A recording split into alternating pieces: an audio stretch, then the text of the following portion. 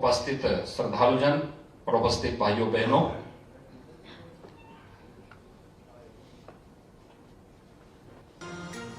एक 125 वर्ष सेवा के पूर्ण होने और इस अवसर पर वृंदावन स्थित रामकृष्ण मिशन सेवाश्रम के इस चैरिटेबल हॉस्पिटल में पीटी स्कैन मशीन के आज के इस उद्घाटन कार्यक्रम के अवसर पर मैं सबसे पहले रामकृष्ण मिशन सेवाश्रम से जुड़े हुए सभी पदाधिकारियों को हृदय से बधाई देता हूं। महिंद्रा कोटक बैंक को हृदय से धन्यवाद देता हूं कि उन्होंने चैरिटी के इस कार्य को सीएसआर की राशि का बेहतरीन उपयोग करते हुए रामकृष्ण मिशन जैसी संस्था को चुना, जो पिछले 125 वर्ष से अपने संस्थापक स्वामी विवेकानंद जी के मार्गदर्शन, उनकी प्रेरणा से मानव मात्र की सेवा के लिए अपने आप को समर्पित करते हुए कार्य कर रही है। मुझे तीसरी बार इस हॉस्पिटल में सेवाश्रम के कैंपस में आने का अवसर प्राप्त हो रहा है और हर बार किसी न किसी लोक कल्याणकारी कार्यक्रम के साथ जुड़ने का अवसर प्राप्त होता है। जब इन कार्यक्रमों के साथ मैं जुड़ता हूं तो मुझे स्वामी विवेकानंद जी की भी बातें याद आती हैं, जिन्होंने अपने पूज्य गुरुदेव की प्रेरणा से, जो उन्हें श्री रामकृष्ण देव की प्रेरणा से प्राप्त हुई थी कि नर सेवा ही नारायण सेवा है और ईश्वर को हर उस व्यक्ति के अंदर देखना, जिसे हम दलिद्र मानते हैं, उसको एक नारायण के रूप में उसकी पूजा करना, और यही सच्ची सेवा है। और उस सेवा भाव के साथ आज भी इस पवित्र धाम में रामकृष्ण मिशन से जुड़े हुए हमारे सन्यासी अपने भक्तों, अपने सहयोगियों के साथ निरंतर स्वामी जी के उन कथनों के अनुरूप, उनके उन विचारों को अपने आचरण का हिस्सा बनाते हुए निरंतर आगे बढ़ाने का कार्य कर रहे हैं। यह अत्यंत अभिनंदनीय है, सराहनीय है और यह अन्य सभी धर्मार्थ संस्थाओं के लिए एक नई प्रेरणा भी है। भाइयों बहनों, जब हम धर्म की बात करते हैं, धर्म, भारतीय मनीषा ने इसे केवल एक उपासना विधि नहीं माना है, एक पूजा पद्धति नहीं माना है। इसका संबंध कर्तव्य से जुड़ा है, इसका संबंध सदाचार से जुड़ा है, इसका संबंध अनुशासन के साथ जुड़ा है। अगर आत्मानुशासन ही नहीं है तो एक मनुष्य और एक पशु में बहुत अंतर नहीं होगा। अगर सदाचार के मूल्यों को वह आत्मसात नहीं कर सकता है तो एक मनुष्य को फिर इस सृष्टि का, ईश्वर की सर्वश्रेष्ठ कृति कहलाने का अधिकारी वो नहीं बन पाएगा। अगर हम अपने कर्तव्यों का निर्वहन नहीं कर पा रहे हैं तो फिर वास्तव में हमें धार्मिक कहलाने का कोई अधिकार नहीं होना चाहिए। अगर हम सच्चे धार्मिक हैं तो अपने स्वयं के प्रति, अपने समाज के प्रति और अपने राष्ट्र के प्रति अगर हम ईमानदारी के साथ अपने कर्तव्यों का पालन कर रहे हैं, तभी हम अपने धर्म का सही मायने में पालन कर रहे हैं। और यह कार्य लगातार 125 वर्ष से रामकृष्ण मिशन भारत के अंदर कोटि कोटि मानवों के जीवन के उद्धार के लिए निरंतर प्रयास कर रही है। यह अत्यंत एक सराहनीय पहल है। स्वामी विवेकानंद जी ने भी इस संबंध में अनेक बार एक नई प्रेरणा प्रदान की। उन्होंने कहा था, वे ही जीवित हैं जो औरों के लिए जीते हैं। उसी को मैं महात्मा कहता हूं जिसका हृदय गरीबों के लिए द्रवीभूत होता है। अन्यथा अगर उसके अंदर संवेदना नहीं है तो एक मानव को दानव बनने में बहुत देर नहीं लगती। करुणाजन्य परोपकार उत्तम है, परंतु शिव ज्ञान से सर्वजीव की सेवा सर्वश्रेष्ठ है। जो शिव की सेवा करना चाहता है उसे उनकी संतान की, विश्व के प्राणी मात्र की पहले सेवा करनी चाहिए। शास्त्रों में कहा भी गया है कि जो भगवान के भक्तों की सेवा करता है वही भगवान की का सर्वश्रेष्ठ भक्त है। और मनुष्य जो शिव को निर्धन, दुर्बल और रुग्ण व्यक्ति में भी देखता है वही सचमुच शिव की उपासना करता है। और इस सावन मास भी है, शिव की यही उपासना है कि हम इस वृंदावन भूमि में तो वैसे भी रज रज में कृष्ण का वास माना गया है, ईश्वर का वास यहां माना गया है। इस वृंदावन की पावन भूमि पर देश और दुनिया के श्रद्धालु जिस रूप में आते हैं, अद्भुत करने वाला है। आपने देखा होगा अभी पिछले कुछ दिनों से देश की मीडिया में एक बात सामने आई है, क्या कि श्रद्धालु कहां ज्यादा मात्रा में आए। आपने देखा होगा उत्तर प्रदेश आज से 6 वर्ष पहले इस मामले में बहुत पीछे था, तीसरे नंबर पर था देश के अंदर। आज आंकड़े क्या बताते हैं, पहले इसमें गोवा नंबर 1 पर था।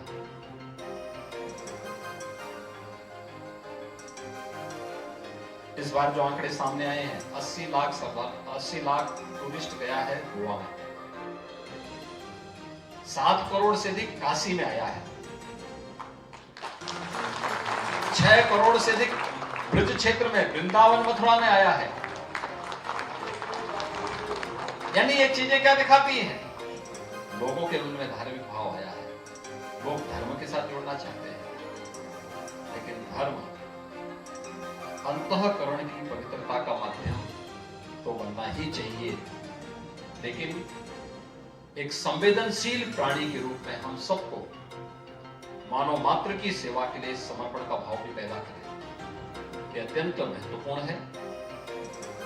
मैं महिंद्रा कोटक बैंक को इस बात के लिए धन्यवाद दूंगा कि उन्होंने CSR की राशि का बेहतरीन उपयोग इस हॉस्पिटल के लिए यहां पर किया और एक ऐसी मशीन जो कैंसर की प्राथमिक जांच को समय पे किसी भी पेशेंट को उपलब्ध करवा कर उसके मन के उन सभी, अगर उसके मन में कोई संशय है उस संशय को दूर करने के लिए उन्होंने एक अच्छी मशीन यहाँ पे उपलब्ध करवाई है। तो मुझे बताया गया कि अभी यहाँ पे अगल बगल की किसी भी जनपद में इस प्रकार की सुविधा नहीं थी और इस सुविधा का लाभ यहाँ पे आने के बाद यहाँ आने वाला कोई भी श्रद्धालु एक चैरिटी भाव के साथ इसके साथ जुड़ करके कार्यक्रमों को करेगा। और आज के दिन पे मुझे लगता है स्वास्थ्य के क्षेत्र में बहुत परिवर्तन हुआ है, बहुत परिवर्तन हुआ है। इससे पहले जब उत्तर प्रदेश में शासन की स्वास्थ्य की सुविधाएं फ्री में थी,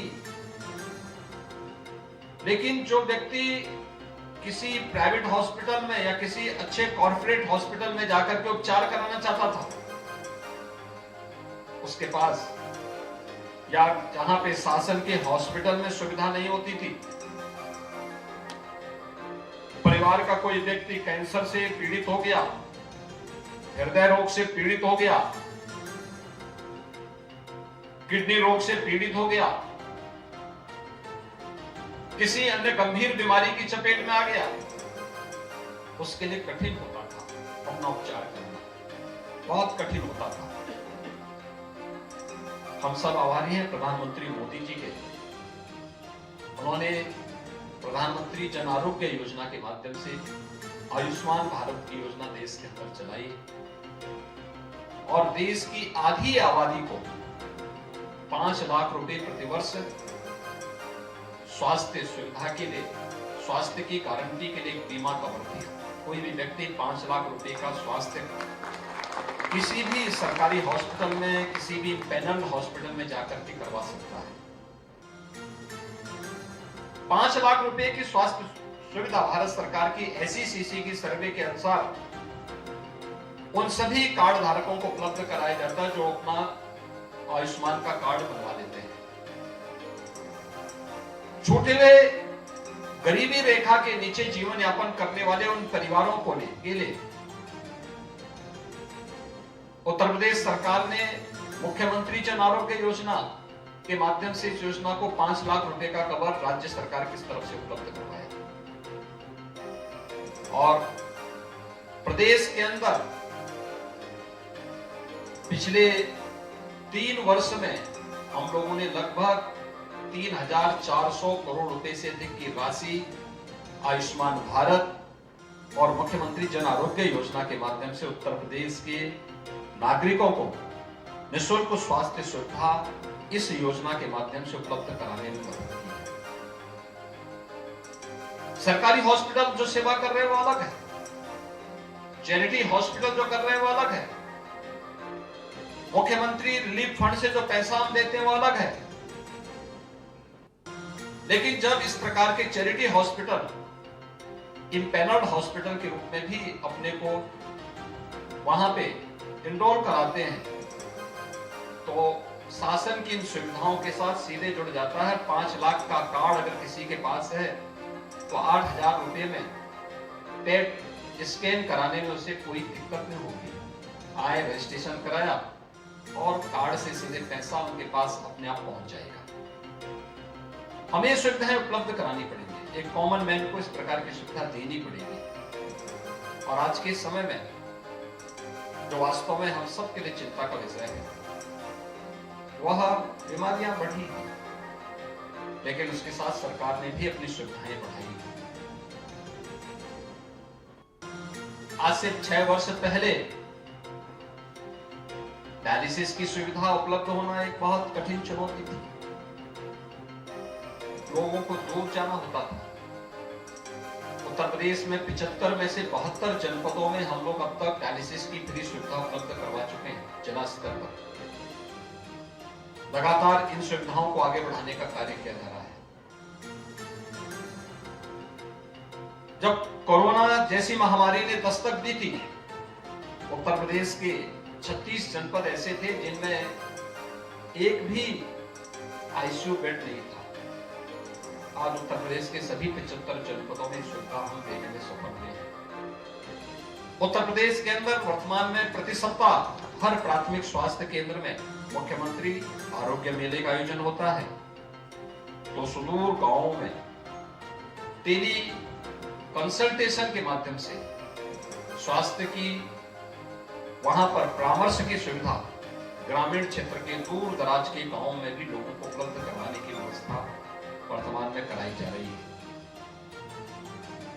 इसमें अगर धर्मार्थ संस्थाएं भी आती हैं और उन धर्मार्थ संस्थाओं को योगदान देने के लिए CSR की राशि का बेहतरीन उपयोग इन सभी कार्यों के लिए हो सकता है, तो मुझे लगता है कि स्वास्थ्य और शिक्षा के क्षेत्र में जितना अधिक हम निवेश भी करें और CSR की धनराशि का उपयोग भी करें तो इस सुविधा को और बेहतरीन करने में हमें मदद मिलेगी। इन सभी क्षेत्रों में हुए प्रयासों के कुछ परिणाम सामने आए हैं। उत्तर प्रदेश के अंदर मातृ मृत्यु दर और शिशु मृत्यु दर लगातार इसको नियंत्रित किया गया है। नेशनल एवरेज के समकक्ष हम लाने में उसे सफल हुए हैं। हमें उससे और भी अच्छा करना है।